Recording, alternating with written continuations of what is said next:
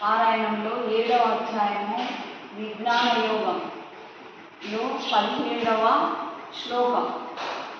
నిన్నటి రోజున భగవంతుని 4 రకాలుగా ఇక్కడ చెప్తున్నాడు. జ్ఞాని శ్రేష్ఠుడు అంటున్నాడు. ఈ నలుగురిలో ఎవరు జ్ఞాని? జ్ఞానమే సూర్యచంద్రులు ఉన్నంత వరకు ఉంటుంది ఈ గ్రంథాలు, కానీ అదే లాస్ట్ జ్ఞానమే శ్రేష్టమైనది అంటున్నాడు. అయితే ఈ నలుగురిలో నిత్యము పరమాత్మతో కూడి ఉండువారు, ఒక్క పరమాత్మ ఎందే భక్తి గలవాడు జ్ఞాని శ్రేష్ఠుడు. పరమాత్మ ఎందే ఎప్పుడు నిష్ట కలిగి ఉండేవాడు అంటే బాబాల యోగులు. అందుకెప్పుడు దేనిపై ఉండదు, ఒక పరమాత్మ భగవంతుడితోటే వాళ్ళ నివాసం అయి ఉంటారు మొత్తం.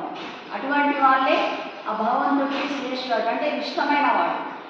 అట్టి జ్ఞానికి నేను మిక్కిలి ఇష్టమైన వాడను అంటున్నాడు కృష్ణుడు. అటువంటి జ్ఞానికి నేను చాలా ఇష్టపడతా. ఎలాగంటే ఒక టీచర్కు ఎవరు స్టూడెంట్ అంటే చాలా ఇష్టం ఉంటుంది. వాడు ఏది చెప్తే అదే చెప్తాడు, చేస్తాడు. అందుకని టీచర్కు ఆ క్లెవర్ స్టూడెంట్కి అన్ని పనులు చెప్తాడు, చాలా ఇష్టమైంది. అలాగే భగవంతుడికి కూడా జ్ఞాని చాలా ఇష్టమైన వాట. ఎవరైతే జ్ఞానాన్ని తెలుసుకుంటారో, జ్ఞాని నాకు కావాలి, వినాలి, భగవంతుడికి ఇష్టమైన వారు, అతడు కూడా నాకు ఇష్టడే.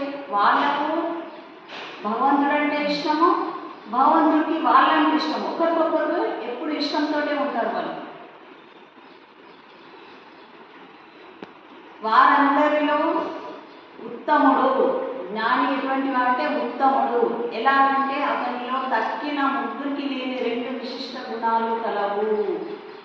ఒకరు ఆర్తుడు, అంటే దుఃఖాలతోటి రోగాలతోటి వచ్చేవాడు ఆర్తుడు.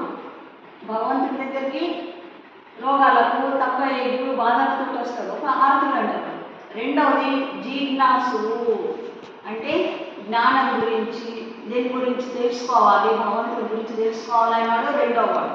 మూడవవాడు అర్థార్థి, అంటే ధనము, డబ్బు, లక్ష్మిని పూజించడం, అంటే బిజినెస్ పరంగా. అట్లా కూడా భగవంతుని వాళ్ళు పట్టుకొని పూజిస్తూ ఉంటారు. రోజు పూజిస్తూనే ఉంటాడు. పడుకునే లేచిన నుండి పడుకునే వరకు కూడా ఆ బిజినెస్లో కూడా దేవుడా దేవుడా లక్ష్మి అని నాకు సేల్ కొనేవాళ్ళు రావాలని మొక్కుతూనే ఉంటాడు. బిజినెస్ పెట్టుకుంటాడు, మళ్ళీ పూజిస్తూనే ఉంటాడు. అంటే బిజినెస్ నడవాలని కూడా భగవంతుని నాకు మంచిగా కావాలని కోరుకుంటున్న వదలడు, ఆ లక్ష్మిని వదలడు. ఇంకొక ఆయన జ్ఞాని, 4వ ఆయన ఉత్తముడు అంటున్నాడు. ఇంకా